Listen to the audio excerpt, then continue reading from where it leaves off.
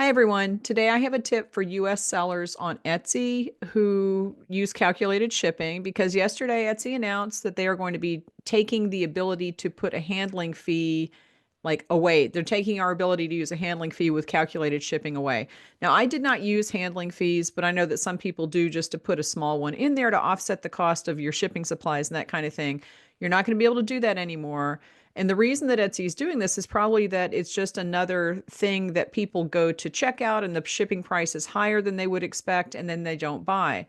So Etsy's trying to eliminate that. And they've told people to move the price of your handling fee into the purchase price of your product in order to not give away more of your profits. But a lot of times you can't do that. It's very complicated, but there is one piece of this that people don't seem to understand. And I've talked about this before in other videos, but I wanted to go over it again. If you use calculated shipping or any shipping profile on Etsy, it doesn't even matter. I think you can do this for anything.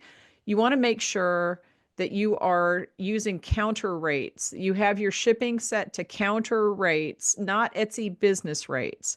And let me take you over into Etsy to show you how this works. It is not hard, and it's one little setting that you press a button, and this will take care of a lot of the problems that you have when you are trying to set your shipping rates. Okay, so go into your settings. I'm on the dashboard, go into settings, shipping settings, and up here it says rates and upgrades. Now I used calculated shipping when I did ship things. I don't ship things anymore. I'm not sad about that. But you go to rates and upgrades and click here to choose post office retail rates. What this does is that Etsy will charge the actual cost of shipping a package to the customer when they go to checkout. And if you choose Etsy shipping label rates, they will charge the customer the same amount that you pay for the label. Okay, so let's say that Etsy sells us a shipping label for $4.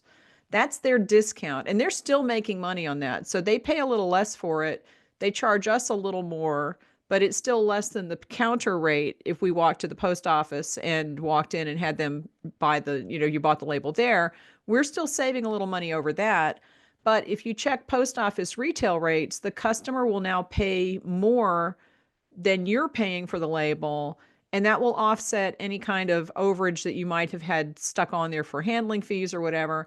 And the customer is not paying any more than they would if they actually went to the post office and paid for the label there. So you're not ripping your customers off. And I've seen people say, I don't want to rip my customers off. I don't want to charge them more than I pay. Well, you have to because that's how business works. Okay, this is how you make money in a business is you charge your customers a little bit more than what you pay in order to offset your costs.